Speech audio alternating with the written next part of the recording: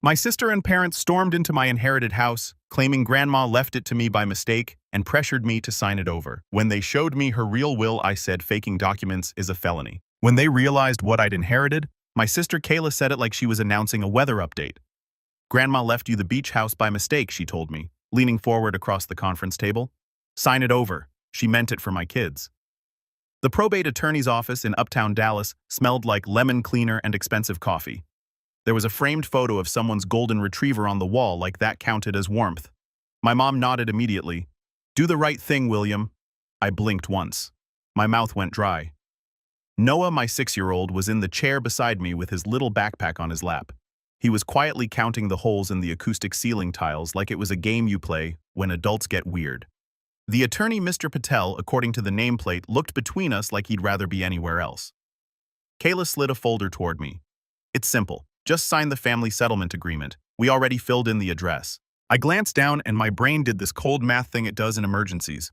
A small beach house on Sea Glass Drive in Surfside Beach, Grandma's place.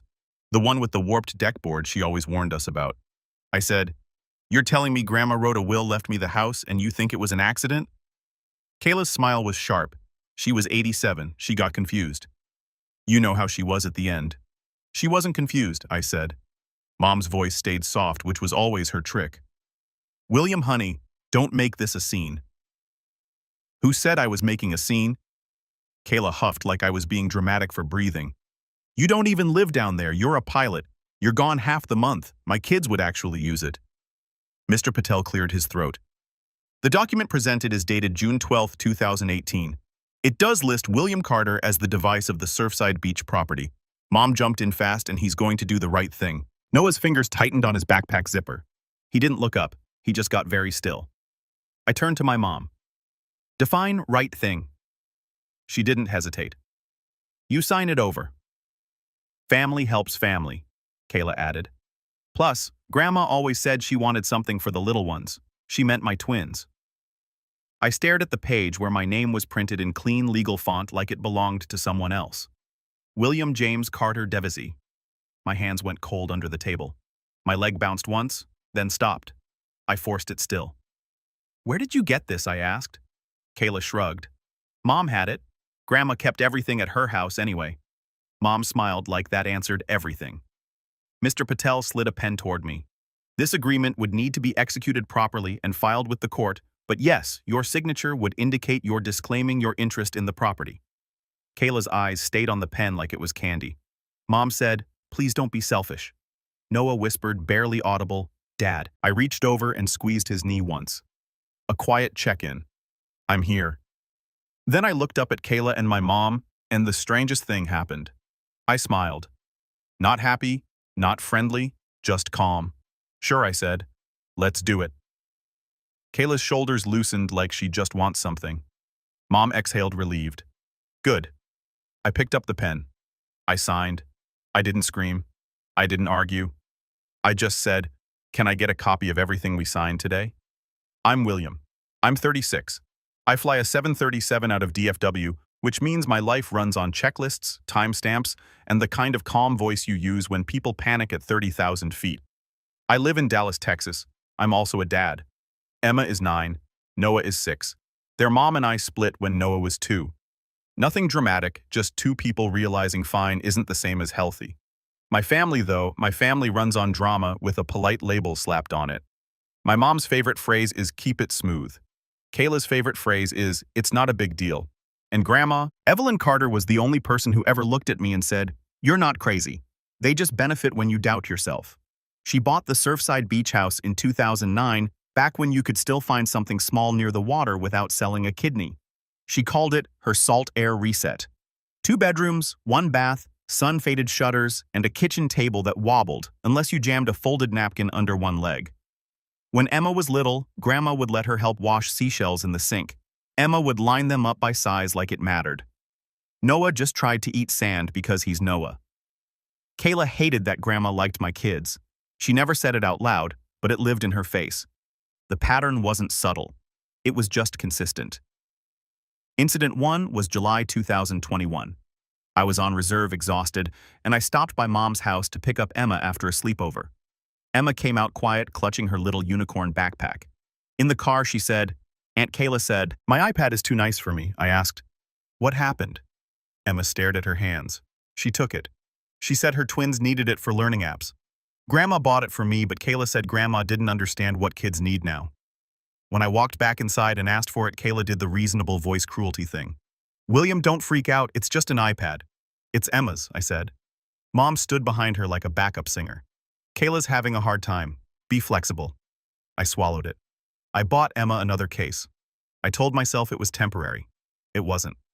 Incident 2 was October 2022, when Grandma fell and broke her wrist. She was angry about it, which was how you knew she was still herself. I flew in from a Phoenix turn and went straight to the rehab facility in Plano. Grandma had her glasses on and a notebook open like she was doing taxes. She said Kayla's been asking questions. What kind of questions? The kind where she thinks if she says it sweetly, it's not rude. Grandma's eyes narrowed. She asked me to put things in writing for the twins. I asked, "Did you?" Grandma snorted. I told her I'm not dead yet. 2 days later, Kayla texted me. "Kayla, Mom says Grandma's finances are a mess. You should stay out of it." "Kayla, you don't understand elder stuff, Kayla. Also, Grandma said you're the executive. That's not fair." I screenshotted because, again, pilot brain. If it isn't documented, it didn't happen. Then there was Incident 3. March 2023. Grandma called me at 6:14 a.m. Her voice was flat. "William, did you authorize a change of address?" I sat up in bed. "No, my mail is going to your mother's house," she said. "Medical bank, everything." I drove over there after my shift. Mom acted offended that I was even asking. "Oh, Evelyn probably clicked something online," she said. "We're just helping." Grandma stood in the hallway holding a printed USPS confirmation like a weapon. She looked at my mom and said, "I didn't click anything." "You did." Mom smiled. Didn't move. "Don't be dramatic."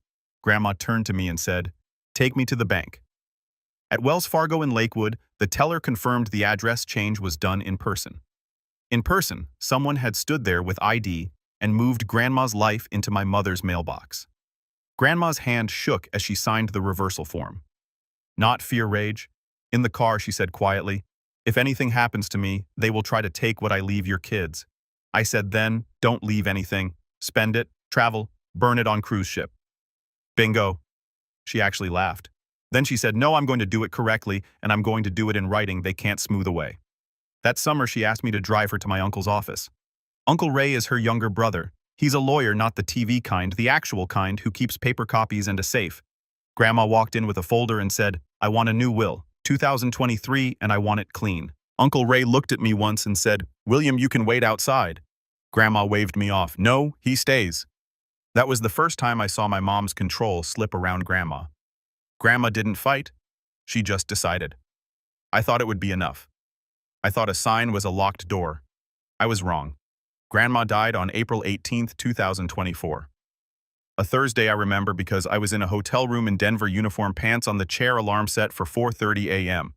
Mom called at 11:03 p.m. "Your grandmother passed peacefully," she said, and somehow even death sounded like a performance. I flew home the next day. I picked up Emma and Noah first because whatever my family was about to do, my kids didn't need to be alone in it. At the funeral, Kayla cried loud. Mom cried quietly. The twins, Kayla's boys, ran around the fellowship hall like it was Chuck-E. Emma stood next to me holding Noah's hand. She didn't cry until we got in the car. She asked, "Are we still going to the beach house?" I said, "We'll see." 2 weeks later, the pressure started. Wave 1 was private phone calls that began with, "I just want to talk," and ended with, "Why are you being like this?" Mom texted me at 7:26 a.m. on a Monday. "M, we need to keep things smooth." "M, Kayla is struggling." "M, the twins deserve stability." Kayla sent a voice memo. "You're always gone well. You want to hoard a house you never use. Grandma would hate that." I didn't respond. I saved it. Then Wave 2 hit. Practical harm, the kind that shows you the plan. On May 9th, I got an email from Surfside Beach Dunes HOA. Subject: unauthorized short-term rental listing. I read it twice, then I clicked the link. It opened a VBO listing. Cozy family beach house, walk to the sand, sleeps 6. The photos were Grandma's living room, Grandma's floral couch, Emma's old shell picture still taped crooked on the wall, the host name, Cow R. My mouth went dry again. Same feeling as the lawyer's office, like my body recognized a threat before my brain finished the sentence. I called Kayla. She answered cheerful, "Hey, why is Grandma's house on VBO?" I asked. She didn't miss a beat to help with expenses. What expenses? Probate. Duh. You don't own it, I said. Kayla laughed. Relax. Mom said, "It's fine." I said, "Take it down." Her voice sharpened. "Don't do this. You're overreacting." I hung up. I didn't yell. I didn't need to. I opened a folder on my laptop called Carter Probate and started dropping in receipts like I was building a case file for a crash investigation. Screenshots of the listing, the HOA email with the date time. Kayla's voice memo, Mom's keep it smooth texts. Then I drove to Mom's house and asked one simple question. Where is Grandma's original will? Mom blinked like I'd asked where she hid the moon. I don't know. I said, "Show me the safe." She smiled.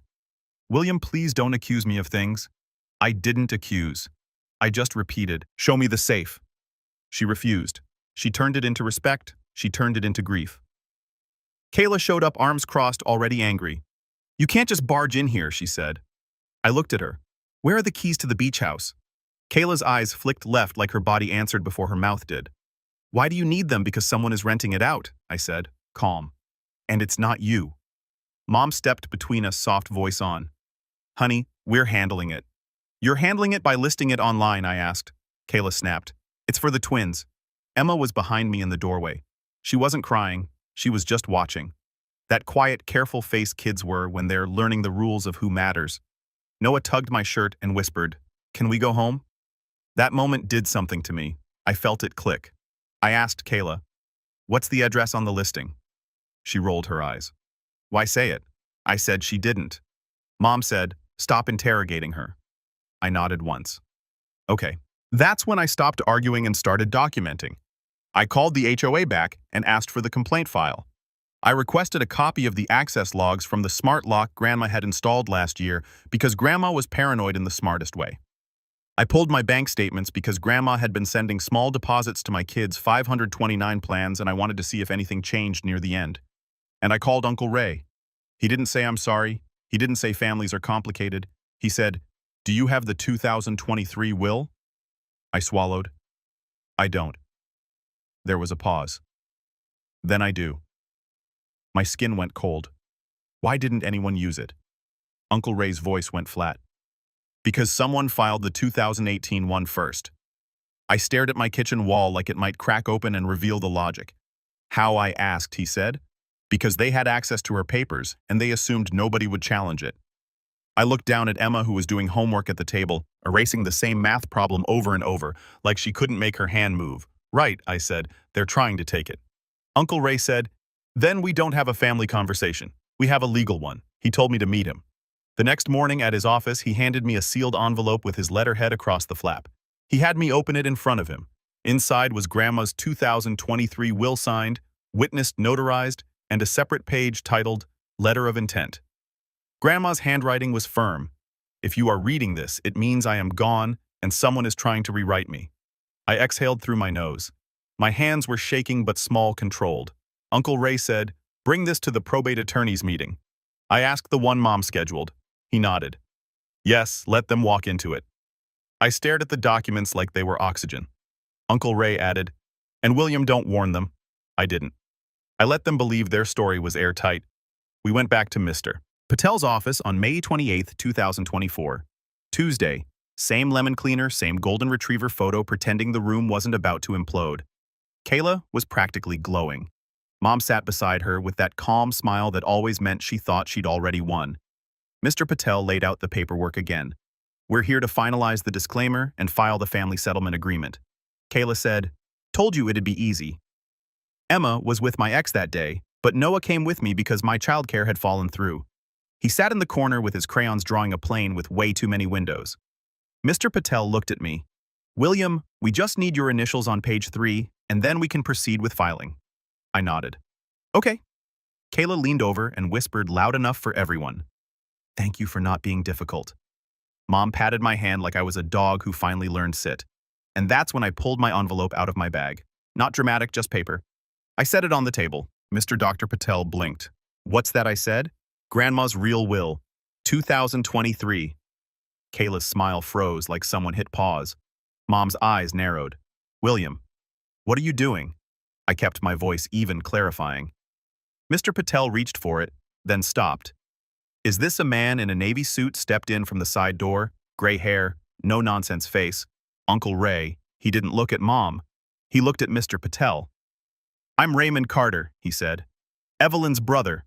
I drafted and executed her 2023 will. I'm also an attorney licensed in Texas. Kayla stood up so fast her chair squeaked. Why is he here? Uncle Ray didn't raise his voice. Because fraud tends to happen when nobody with a license is in the room. Mom snapped. Excuse me. Uncle Ray opened the envelope and slid the wool toward Mr. Patel. Page 4. He said, read the bequests. Mr. Patel adjusted his glasses and read silently. His face changed in real time. He cleared his throat. This document revokes prior wills. Kayla's voice went thin. No, it doesn't. Mr. Patel kept reading. Surfside Beach property devised to William James Carter, in trust for the benefit of his children, Emma Carter and Noah Carter. Noah looked up at his name like he'd heard it in a cartoon. Mom's mouth tightened. In trust. Uncle Ray said, yes, a children's trust with William as trustee. Caleb barked. That's basically the same thing. Just give it to me. Uncle Ray finally looked at her. No. He tapped the next page. And here's the part you didn't anticipate. Mr. Patel read again slower. Any person who contests this will, or who knowingly presents an earlier revoked instrument, forfeits any interest they might otherwise receive. Kayla's face went pale.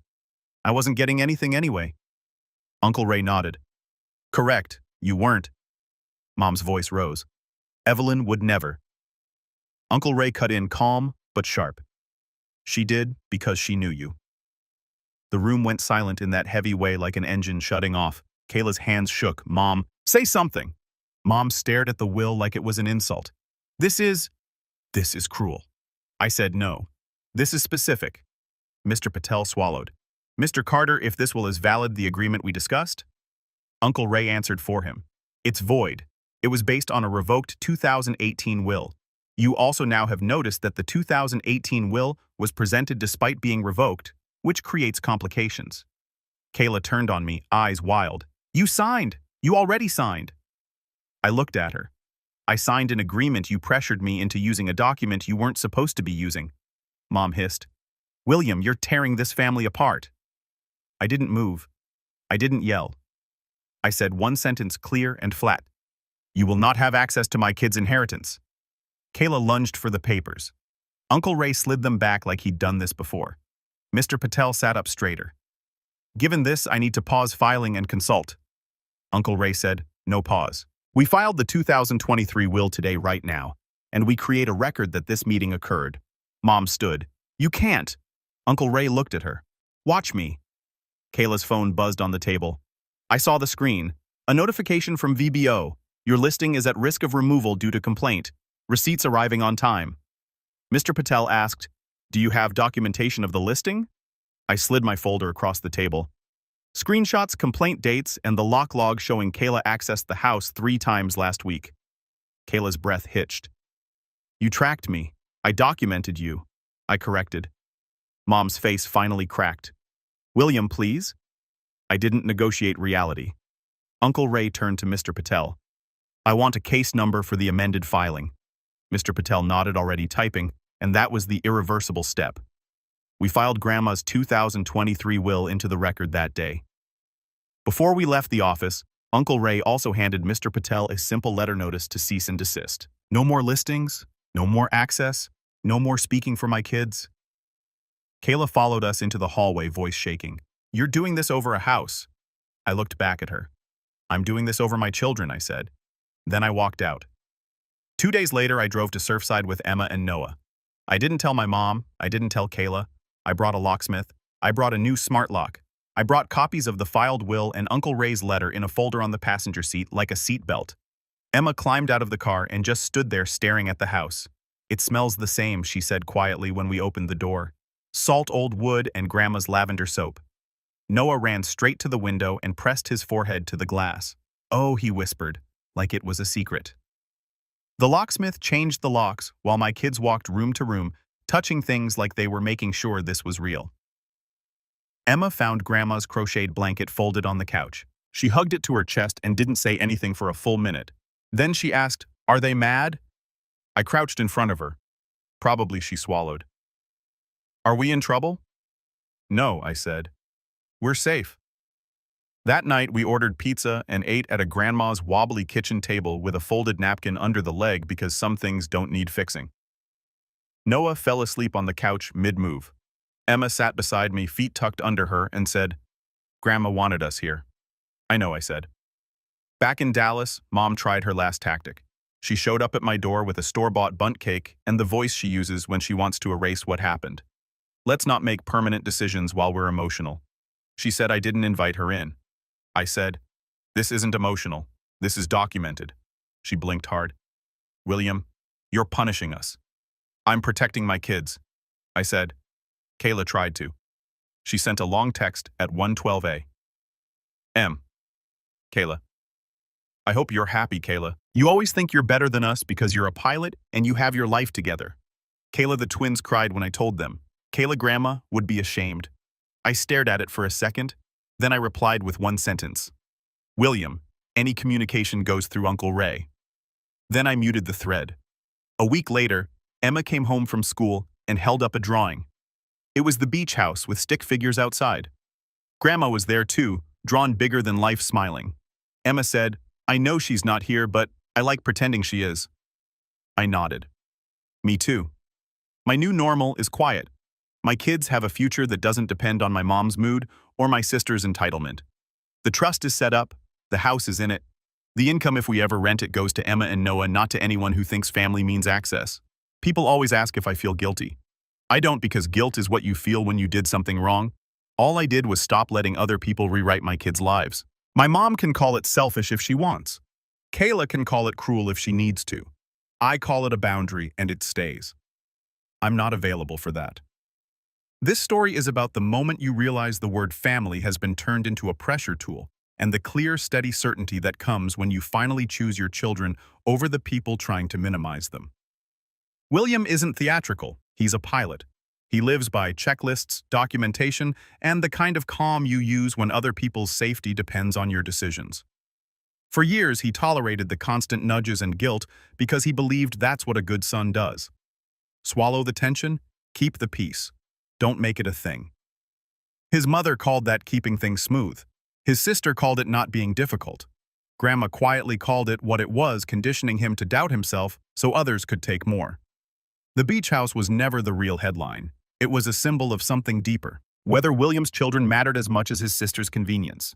His mother and Kayla didn't just want the property. They wanted to reshape Grandma's final act of love into proof that William's kids were negotiable. That old 2018 will wasn't an innocent mix-up. Someone knew Grandma had updated her will in 2023. Someone still pushed the earlier version forward, betting William would be too polite, too tired, too trained to push back. They counted on him signing away his children's inheritance because family shouldn't fight. They misread him. William's strength was quiet discipline. He didn't argue in the first meeting. He signed, smiled, and let them believe they'd won. While he did what he always does under pressure, verify document and prepare screenshots, access logs, HOA records, voice notes, a timeline that turned vague accusations into concrete facts. When he returned with Uncle Ray and the real will, it wasn't about payback. It was about clarity meeting consequences, and his mother's line, "You're tearing this family apart," revealed the whole structure. The family only felt together when William absorbed the impact in silence. The moment he protected his children's future, he was labeled the problem. That's not connection, that's control. What this story shows family is not permission to rewrite reality or trade away your children's future. Calm isn't weakness. Sometimes it's strategy, especially when facts matter. The people most upset by boundaries are often the ones who benefited from you having none.